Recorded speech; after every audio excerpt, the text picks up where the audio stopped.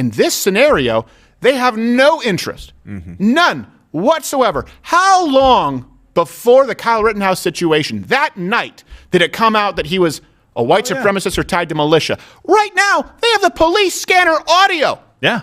They've caught the guy. They have his criminal record, and we don't know if he or she or Z in there could have been aggravated. In fact, because it was not a gay pride parade, and that's going to force us to take a good, long, hard look at ourselves. Back to you, Anderson. So yesterday, you all know that a car plowed through a Christmas parade in Wisconsin. Oh, it wasn't a gay pride parade, so no one will care. Right, exactly. No one will. No. The media said an accident. Yes, an accident. Yeah, you drive at. Well, we have some more info here on the suspect today, and there was a lot of misinformation on both sides going out yesterday. I would say 95% confident in what we've confirmed, so I want to make sure that we have it accurate for you. At least at this point, at the point of broadcasting, 5 killed, over 40 injured. I'm not going to show you the video. I don't want to show you the video. No. The video is very suspicious because he does swerve to avoid some people, then deliberately hits other people. The first story we were given was, it was another event that had taken place, a stabbing or some kind of violent crime, and then he was fleeing, and that was it. That was all we heard. Well, that's obviously not true. This wasn't the route he would have had to take to flee, and he was proactively seeking out people to kill. If you watch the video, which, look, take my word for it, I don't encourage you to watch the video. It absolutely is. This is just heartbreaking. I get a pit in my stomach even thinking about it. Kids were, as far as we know, could have been killed. But here's the thing. But why is that? I don't mean to cut you off, Mr. But why is there a defense to it right away? Why would you jump to defending, like, look, guys, he was just fleeing a stabbing. It wasn't on purpose. There's nothing to defend. You haven't heard of a good old knife fight? Come on, Ma'Khia Bryant. That's what they do, and by they I mean the kids. Yes, the kids. It's all TikTok and knife fighting these days. Well, so what? So he stabbed somebody and was trying to get away and was driving it. He's an influencer. Yeah, I mean, really, for crying out loud. What are you doing? How about you do your part and open up the door to your Neiman Marcus for those in need? Yeah. Well, Dave, you know exactly what they're doing. Yeah, they're providing cover. Right. Of course. Or at least they're praying and hoping, like, oh, please, God, don't let this be in relation to the Rittenhouse verdict. Well, when is the media going to start getting charged for the stuff that they've caused for the last 2 years? Oh, no. Yeah, it would be never. Well, they should be, because there's a difference between freedom of speech and inciting complete crime and violence. Wait. You say inciting is bad. I thought they knew that. Yeah. They've done it. They want to claim that we're inciting violence by saying don't allow yourself to be a victim, whereas they go out and say, white supremacy, folks, the Kyle Rittenhouse jury shows you that white people can kill anybody in America. What if he was black? We're going to get to that in a second. Also, we have an example right here of how the media treated it very differently. So it just said person. Actually, at the time of this broadcast, or at least when I started this show, CNN still doesn't have a description of the suspect. They did not, as of 10:30 Eastern, a.m. on Monday. So either they're not doing their job, they're really bad at their job, or they're lying. At what point do they cease to be useful? At what point do we realize that they are not news organizations? 20 years ago? Yeah, you would think so. One of the last time Ted Turner rode out in a steer. Here's the police scanner that reported the suspect. This happened. You would think they'd have access to it, considering that we did. Well, it was a Darrell Brooks. That rings for anything. Moving A-frame, I ran that subject. Lost found his ID in the car. He is suspended. Looks like he's at at least 199 on the system. Copy. That's who he's identifying. Soft fat, lighter skin, black male, dreadlocks, red shirt, blue, no shoes. Now, I guess what CNN would have preferred the description be, he's you know, with the hair. Describe a dog whistle. So this didn't stop leftists and media right away from jumping on to white supremacy Kyle Rittenhouse narrative. So journalist Chris Wiggins, who is not from a Dickens novel, tweeted, "It's okay. The driver in Waukesha was afraid for his life and defending himself from the unarmed holiday crowd. That's Wisconsin law now."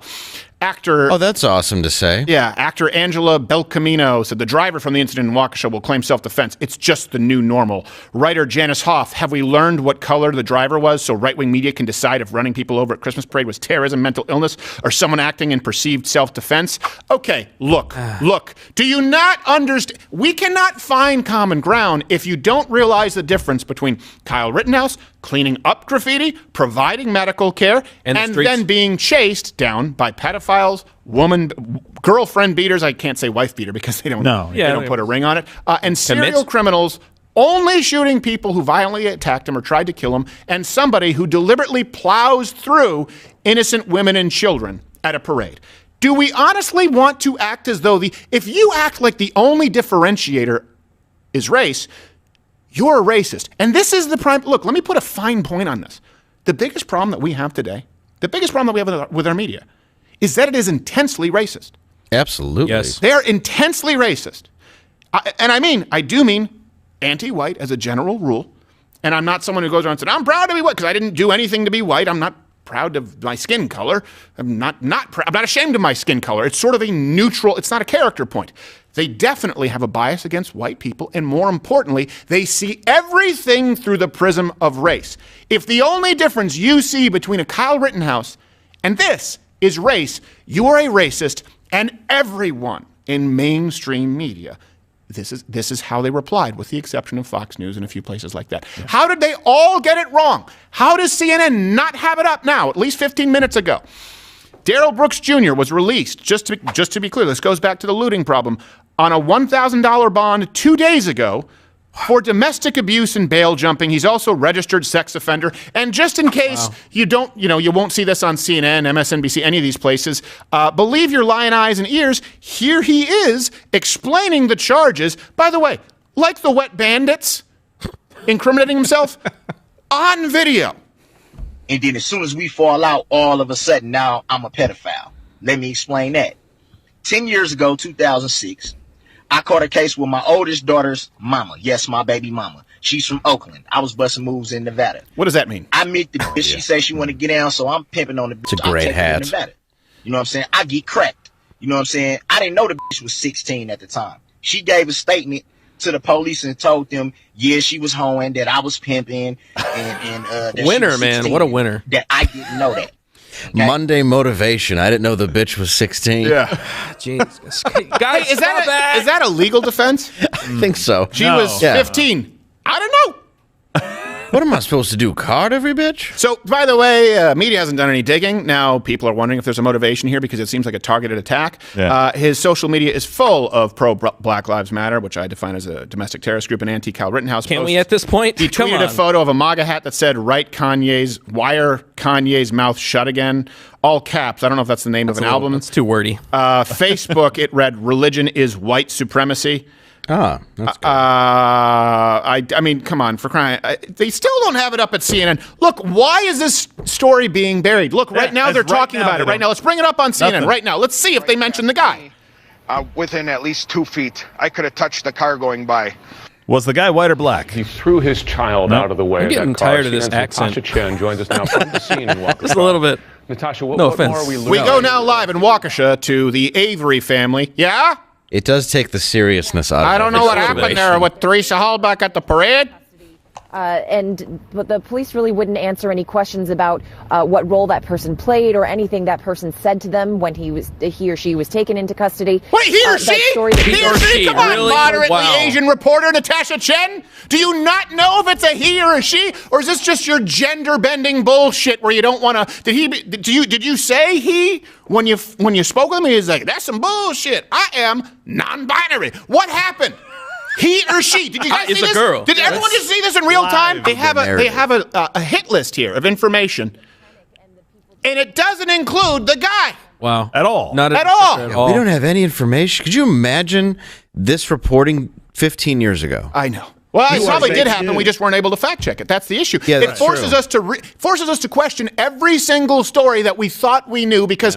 They were doing the exact same thing. It's just now, look, you are able to watch them live, and you're able to watch us. They have 3 people on CNN right now. Is it okay, by the way? You guys hit the like button if you want me to go to see. I want to see right now in real time. Give them a little bit of time to see if they do the right thing. Can we do this?